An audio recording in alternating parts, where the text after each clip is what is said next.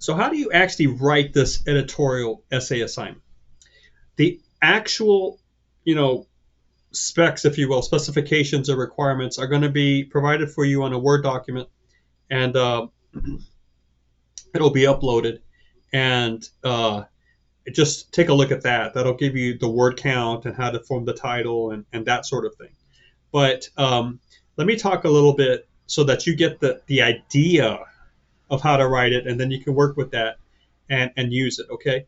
What I need to see when you actually sit down to write this essay, if you will, is I need to see summary pieces of the two editorials, and I need to see what the issue is about. So a great way to do this is just at the beginning, you have 3 jobs, okay? And 3 things to do if you want to think of it this way, in the first half of the paper. You need to introduce the issue that you picked. Then you need to take one piece, pick one or the other, and you need to summarize it and put it right there in the opening, in that first half of the essay somewhere. So when you begin to talk about that one piece, I need to know the name of the author and the name of the article or the video or whatnot. It needs to have a title. Use the title that was given it, or if and also the name of the author and the date, like when it was printed or where it was put up, and then the source. Is this YouTube? Is this a website? Is this the name of a book? And that needs to be right in the actual writing of the sentencing. In her March 2024 YouTube video called "Can the Borders Really Be Patrolled?" Jessica Friedman has some points to make about our current method of closing the borders, something like that. You see what I'm saying? What did I give you? I gave you the name of the article or website, or a web article or video or whatever. I gave you the date it was made published. I gave you the venue or the publication, the name of the magazine or the name of the website, in this case saying it was on YouTube. And then I gave you the name of the author, and I gave it in a sentence that sort of flowed. You see, use that as the first sentence for this one summary. And when you're giving the summary, try to just think to yourself, look, I read 10 paragraphs. I've got to condense it to maybe 1 paragraph. I'm just going to be listing the main points in a sentence and paragraph style. So one way to do this, okay, is when you're reading the editorial or when you're watching that video, and this is one of your pieces you're going to use, okay, get out a piece of paper. Now, this means that you might have to watch it again because maybe you already did it, but that's okay. Get out a piece of paper and then write down that information. What's the name of the author or the filmmaker or the speaker or whatever? When's the date? What's the name, of the published, the publication or the media site, YouTube, or a magazine name or a newspaper name. A name of the source. And then the name of the article itself, or of the video itself, or of the web page, the web article, right? So you got those 4 things listed. And then as you watch or read, just write down, do not write down details. Okay, write down the general points that they're making. And if they're not necessarily coming out and saying, hey, here's a general point, you got to listen for the points that sound broad and universal, and they sound like sort of like the thesis statement or the topic sentence for a paragraph. Okay, and you would just write them down. If you pretend that you're writing an outline for this, right? What would be the main points you put? The points you put for the main points of the outline, right? And you might come up with 3 or 4 of them. That's it. Or 5. I don't know how big your piece is going to be, but you're leaving out a ton, right? You're leaving out all the numbers and the names and the details of the actual writing. You just want to get those main points. And you write them down. You can write them down as a bullet list as you're watching or as you're reading it. You're taking these notes, right? And then once you have that, that's your raw material for the paragraph.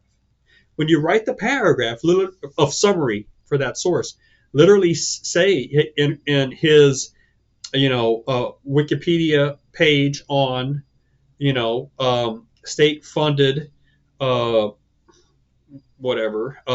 micro schools, education specialist Jason Gonzalez, writes about, and then micro schools, and then he says, then a main point. On top of this, he believes a main point. Further, a main point. You see what I'm saying? I'm putting some transitions in there, but I'm listing those main points as if it's in a paragraph form. Right? There's my summary. Now, if I need a little bit more length, I might include some details at this point to make it feel a little more concrete, a little less abstract. But as long as I have those main points in there, I've got a pretty decent summary. Then I can expand it a little bit by bringing in some details. But just remember, a good summary is going to take, something like an article or a short YouTube film, and it's going to try to condense it to about 1/10 of the original length. Okay. Now, when you're trying to summarize a short poem, it's best just to reprint the poem because, or a small piece, that's 10 or 15 lines. Well, but if you're dealing with 3 or 4 pages, then try to think in terms of how can I crunch this down into like one large paragraph. So you're going to have to learn what to omit, what to keep out. So that's the art of a good summary is initially what to cut. You got to cut like crazy. And what are you going to keep? You're going to keep those main points. Now, another way to imagine this is like, watch or read your source, your editorial on that issue. And then just pretend that you had to put it behind you and that you had to turn around and meet a friend. And the friend might ask, hey, what did you just see? And how would you describe it in a matter of 30 seconds? What would you say? And automatically you will see how you move towards generalizing those issues.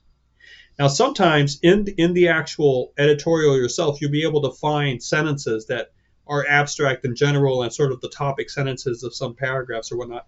And those you can just lift, put a quotation marks or whatever, and use in your summary. Or sometimes it's not that easy and they're not actually spelled out for you. And if you imagine yourself talking to a friend and trying to just say, well, here's really what the big points were, and you're coming up with them yourself in your own words, but you know that it's true to the actual information in the essay or the web page or the YouTube video, then that's fine too, because you're still giving that author's main points even though you're using your own words, right? That's fine. That's completely okay.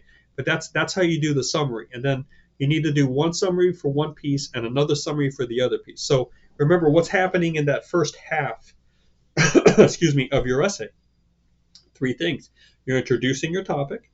You can talk about it for a little bit. And then you are going to summarize one of the sources.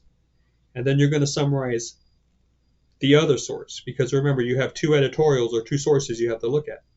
And the way you can transition there is, after you finish summarizing one source, you can say, on the other hand, not everyone thinks this way. For example, and then you can start listing the name of the author and the source of the other person, okay? So now, when I say that 3 things need to happen up in the first half of your essay, I don't mean to say that, you're looking at only 3 paragraphs. Now, as you introduce your topic, the issue that you pick, that might be 1 paragraph. But when you summarize something, depending on what you look at, you might need 2 paragraphs to summarize that. You might need 3 paragraphs to summarize the second source. Or 2 of those sources might be 2 paragraphs and 2 paragraphs, both of them. But then just talking about the topic, you might need 2 or 3 paragraphs. I don't know. I don't know what it is. I just know that, excuse me, on the top half of your essay, you need to do 3 things, 3 sections, if you will. You need to have that introduction of the issue section. Then you have to have the summary. section for source number 1 and summary section for source number 2. If you can do all of that in 2 big paragraphs, that's fine. If you need a paragraph for each, you're talking about 3 paragraphs. If you need 1 paragraph for the issue and then 2 paragraphs for one of the larger sources and then 1 paragraph for the summary of the second source, well, that's 4 paragraphs. I'm not going to like spell out the number of paragraphs for you, but I do want the reading to be clearly organized, according to the best way the way you think it best works. Now, what is going to happen after you do that? What about the second part of this essay?